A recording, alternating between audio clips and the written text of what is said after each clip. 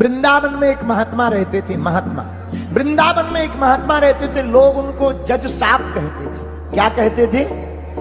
जज साहब। कोई भी देखे जज साहब आ गए, जज साहब आ गए, जज साहब आ गए। तो किसी ने पूछा कि इनको महात्मा है, इनको जज साहब क्यों कहते? क्या ये जज थे? तो एक महात्मा ने उनकी घटना बताई। दक्षिण भारत के एक छोटे से लोक अदालत में वो महात्मा जज थे। पहले साधु बनने के पहले दक्षिण भारत में वो जज थे। जहां पर वो जज थे उसी गांव में, बगल में एक गांव था, वहां एक राम जी का मंदिर था। उसी गांव में एक आदमी रहता था जिसका नाम था भोला। उसी के कारण ये जज साहब महात्मा बना। वो गांव में रहने वाला भोला पढ़ा लिखा तो नहीं था, अनपढ़ गवार था बेचारा। रघुनाथ जी का मंदिर था। रघुनाथ जी के मंदिर में रोज झाड़ू पोंछा करता था। उसके 2 बेटा और 1 बेटी थी। बड़े हुए बच्चे, बेटी विवाह के योग्य, शादी के योग्य हो गई। तो पुत्रों ने कहा पिताजी किसी से कर्जा उधार ले लो, बाद में हम मेहनत करके चुका देंगे, पर बेटी का विवाह कर दो। पिता ने पुत्रों की बात मानकर एक गांव के सेठ के यहां से 2000 रुपया उधार लिया। सस्ता जमाना। सेठ जी ने ब्याज की दर तय कर दी, लिखा पढ़ी हो गई, 2000 रुपया उधार दे। ध्यान से सुनना। बेटी का विवाह हो गया। उधर उस भोला केवट नाम के बच्चों ने मजदूरी की। विवाह के बाद 2000 रुपया जमा किए और 2500 रुपया पिताजी को देकर कहा पिताजी ये सेठ जी के रुपया चुका दो। भोला नाम का भक्त रुपया लेकर के आया। सेठ जी आपने जो उधारी दी थी ये चुकती कर दीजिए। सेठ जी ने रुपया लिए। वो कागज ले गया जिस कागज में लिखा पड़ी थी। कागज को देखकर सेठ जी ने रुपया जमा करते हुए कहा एक काम करो, हस्ताक्षर कर दो। भोला बोला हम तो पढ़े लिखे नहीं है, अंगूठा छाप। अब सेठ जी के दिमाग में कीड़ा आ गया लोभ का कि इससे तो दोबारा भी लिए जा सकते, पढ़ा लिखा नहीं है। पानी लेने भेज दिया। तो क्या किया कि जो लिए हुए रुपयों का लिखा हुआ कागज था उसमें चुकती तो लिख दी, पर हस्ताक्षर नहीं हुए, तो उसे तो बही में रख लिया। एक ऐसे ही कागज उठाया, उसमें ऐसी लिख करके दे दिया, ले जाओ घर को।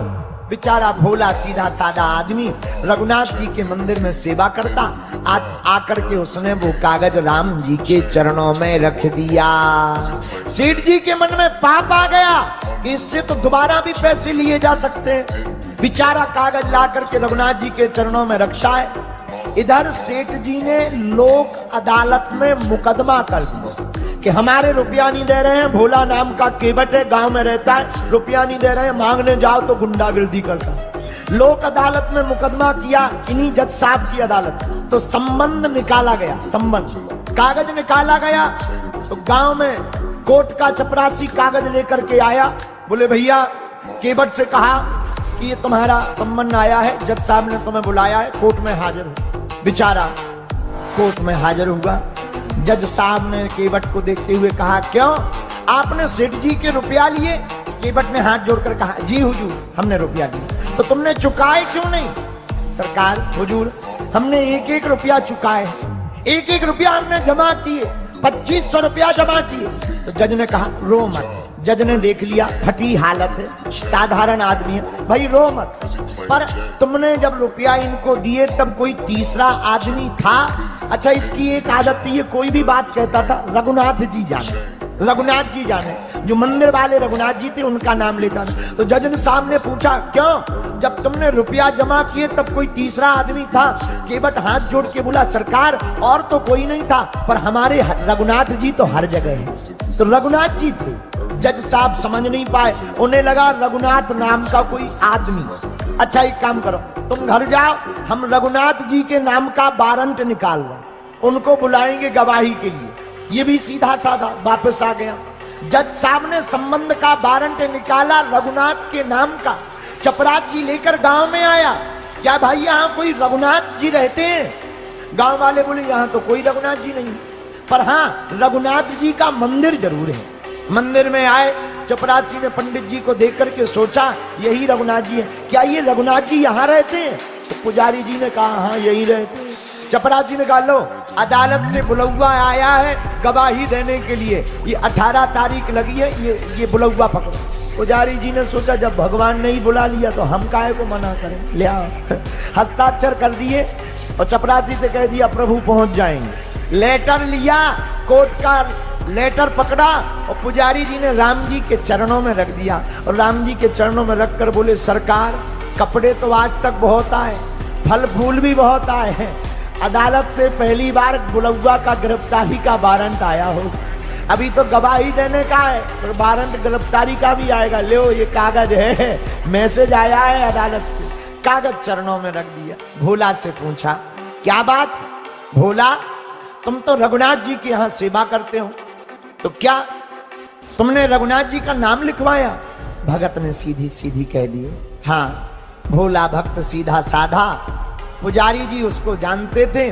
पुजारी जी बोले भोला घबराओ ना, भगवान सबकी रक्षा करते हैं, तुम्हारी भी लाज बचाएंगे।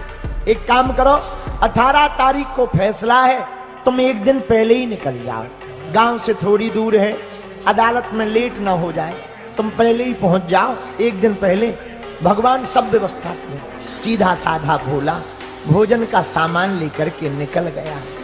इधर पुजारी जी जिस दिन उसका फैसला था उस दिन 4 बजे की बजाय 3 बजे ही सुबह तैयार हो गए। भगवान को स्नान करवाया, रघुनाथ जी को भोग लगाया, आरती की।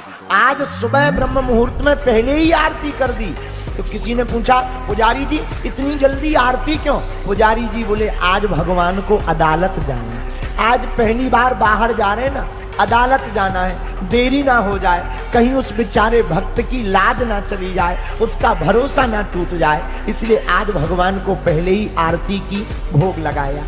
और भोग लगाते हुए पुजारी जी ने कहा भगवान से हाथ जोड़कर, आज तो पुजारी जी की आंखों में आंसू आ गए। रोते हुए पुजारी जी बोले सरकार आपके तो लाखों भक्त हैं, बहुत भक्त हैं, लेकिन एक बात ध्यान रखना, जो भोला भक्त है ना उसके तो केवल एक आप ही हैं दुनिया में, दूसरा कोई नहीं, उसकी लाज ना चली जाए। अगर वो हार जाएगा तो प्रभु आप हार जाओगे। वो सीधा साधा है, वो अनपढ़ है, वो कुछ जानता नहीं है, पर प्रभु वो आपको जानता है, अपने भक्त की लाज को बचा लेना। और पुजारी जी आंखों में आंसू भरकर रोने लगे।